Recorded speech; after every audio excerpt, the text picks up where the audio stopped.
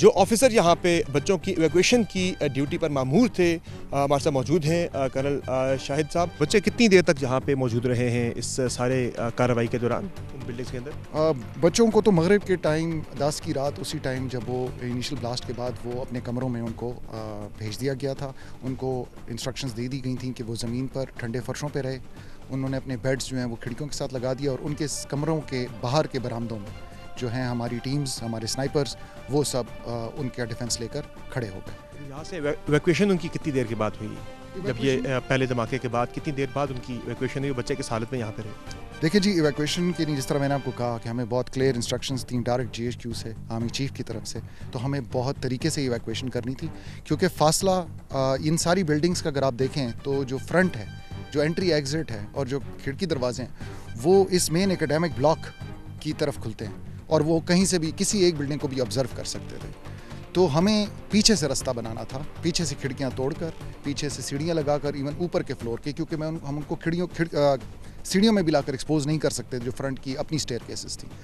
तो इस काम के लिए भी हमें थोड़ी रोशनी चाहिए थी क्योंकि हम ये भी चाहते थे कि कोई बच्चा गिर के ज़ख्मी ना हो।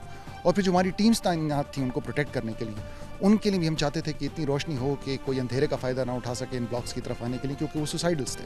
तो हमने ये पूरा टाइम लेकर, टीम्स बनाकर, पीछे से एक एक करके जूनियर हाउस जो कि सबसे छोटे बच्चे थे यहाँ से शुरू किया, उनको उतारा छोटे छोटे पैकेट्स में, उनको दीवार के क्रॉस, हम क्योंकि फ्रंट एंट्रेंस नहीं यूज़ कर सकते थे, वो भी जो टेररिस्ट थे उसकी तरफ दे। तो उसके बाद हमने यहाँ से इनको छोटे छोटे पैकेट्स में बख्तबंद गाड़ियों में निकाला और एक एक करके हमने इनको क्लियर किया। और इनकी ड्रिल्स और प्रोसीजर्स अपनी भी कॉलेज की अच्छी बनी हुई थी और बच्चे भी ट्रेंड है इस तरह की सूरत हाल से निपटने के लिए खुद भी। जी बिल्कुल, उनकी एक्सरसाइजेस थी और हमें उनको इंस्ट्रक्शंस देते वक्त और उन इतनी फटीक के बाद 19 घंटे से ठंडे फर्श पर खाए पिए बगैर मौजूद रहने के बाद भी उनको हमारी बात पे वो समझ भी रहे थे, हमें रिस्पॉन्ड कर रहे थे, हंस रहे थे, मुस्कुरा रहे थे और जज्बा जो है वो बुलंद था, घबराए नहीं। जी बिल्कुल, ये हमारे लिए भी हैरानकुन बात थी क्योंकि 19 घंटे बहुत टाइम होता है छोटे बच्चों के लिए। 8वीं क्लास का बच्चा ज़रा सबसे जूनियर जो है वो 8वीं क्लास के बच्चे हैं और उसकी इतनी ज़्यादा एज नहीं होती, लेकिन बच्चे बड़े दिलेर थे। जी बिल्कुल, मेरी एक बच्चे से बातचीत हुई तो मैं बड़ा हैरान हुआ जब उसको मैंने कहा कि तुम घबराए। उसने कहा कि हाँ, जब पहला धमाका हुआ तो थोड़ा घबराए, लेकिन जब हमारे फ़ौजी जो आकर हमारे बरामदों में हमारे पे खड़े हो गए तो उन्होंने बताया हम आपको कुछ नहीं होने देंगे, तो उसके बाद हमें डर लगना छोड़ दिया। लेकिन बहरहाल ये काफ़ी टाइम उन्होंने गुजारा जिस पे इसलिए उनकी इवैक्यूएशन ज़रूरी भी थी, लेकिन उनकी सेफ्टी ज़्यादा ज़रूरी थी और इस पर हमें बहुत क्लियर इंस्ट्रक्शंस थी, तो हमने बहुत सेफली किया। जब बच्चे यहाँ से इवैक्यूएट हो गए तो उस वक्त बच्चों के जज्बात क्या थे? यहाँ पे जो आपकी सबसे बड़ी रिस्पॉन्सिबिलिटी आपकी थी, तो आपके कैफियत या जज्बात क्या थे उस वक्त? देखिए जी, मेरी जो आखिरी कॉल थी जिस पे मैंने इस ऑपरेशन के कमांडर को, कर्नल ताहिर को फ़ोन करके ये बताया कि हम सबको इवैक्यूएट कर चुके हैं और हमने सबकी गिनती पूरी कर ली, तो वो मेरी नहीं बड़ी खुशी की कॉल थी। और उसके बाद मुझे ये भी पता था कि इसके बाद का जो स्टेप है इन टेररिस्ट को मारने वाला, इन बुज़दिल ख़वारिजियों को, वो हमारे लिए आसान है। लेकिन जो मेरे साथ वहाँ पर जिन बच्चों को, जिस आखिरी ग्रुप को मैं इवैक्यूएट कर रहा था, उन्होंने मुझसे एक जुमला ये बोला कि सर पाकिस्तान जिंदाबाद, हमें ज़रूर बता देना कि कितनी देर में मारे हैं आपने। ज़बरदस्त। तो ये जो जूनियर ब्लॉक है ये सामने, यहाँ से इवैक्यूएशन स्टार्ट हुई और एक एक करके बच्चों को यहाँ से निकाला गया। जो ऊपर के फ्लोर के बच्चे हैं उन्हें खिड़कियाँ तोड़कर सीढ़ी लगाकर वहाँ से नीचे उतारा गया। नीचे वाले बच्चों को भी खिड़कियाँ तोड़ के पीछे से बाहर निकाला गया और बाहर जो बाउंड्री वॉल है उसमें ब्रीच करके उसे तोड़ के बख्तरबंद गाड़ियों में हिफाजत बच्चों को यहाँ से एक एक करके रेस्क्यू किया गया।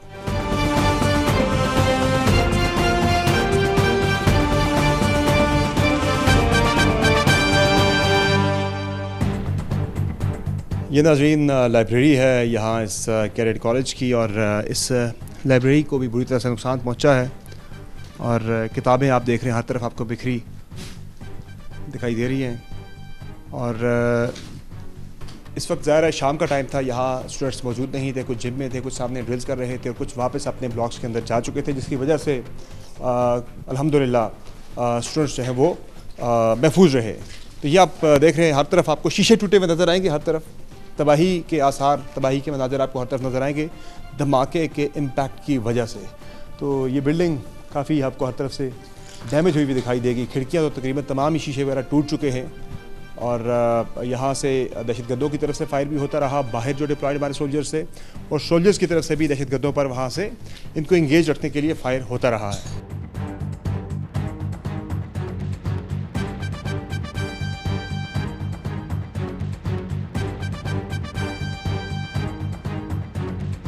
नाज़रीन, कैडेट कॉलेज वाना जो है ये बेहतरीन खिदमात दे रहा है यहाँ के आवाम के लिए, यहाँ के बच्चों के लिए।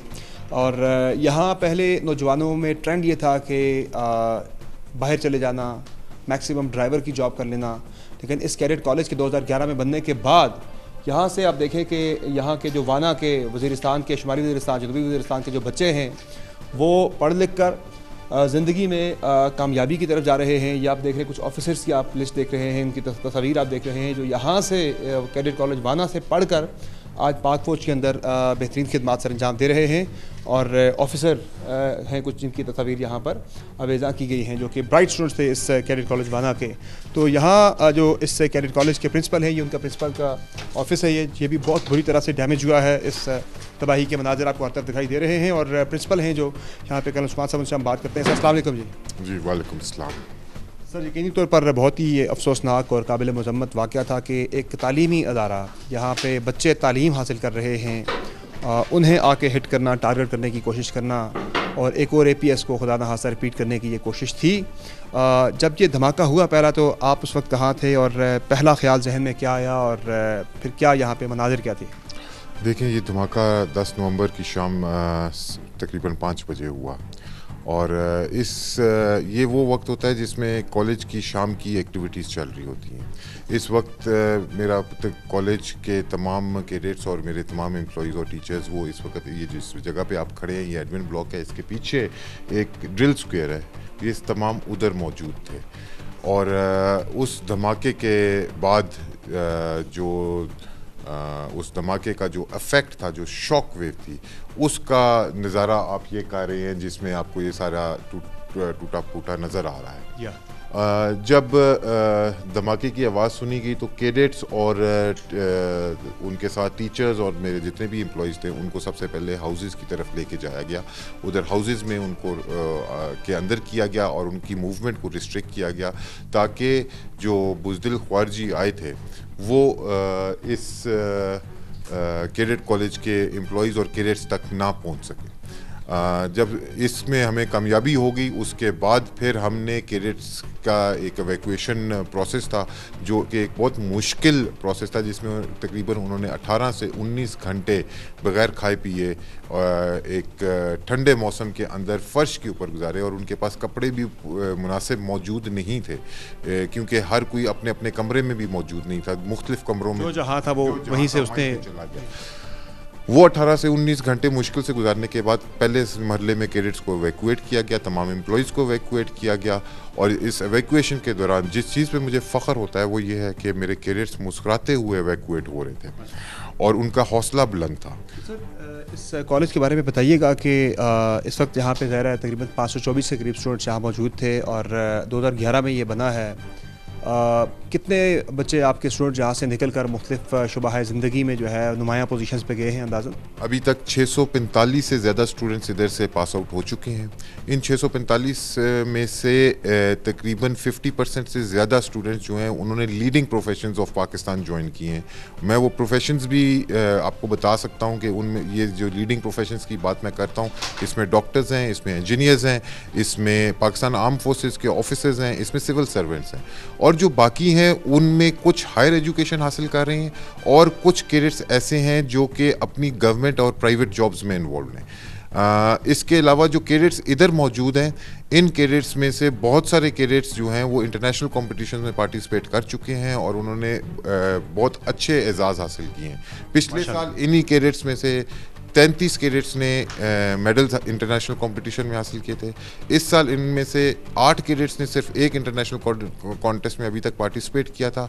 उन 8 में से 7 गोल्ड मेडलिस्ट हैं और 1 सिल्वर मेडलिस्ट है। आसानियाँ से तो अल्लाह ने बचा लिया हमें, इतना बड़ा वाक़या हुआ। पेरेंट्स ने कुछ रब्ता किया ड्रॉप आउट्स के लिए, बच्चों को यहाँ से निकालने के लिए, ऐसे कुछ हुए? नहीं, बिल्कुल भी नहीं। रादर पेरेंट्स ने उल्टा मुझसे कहा कि आप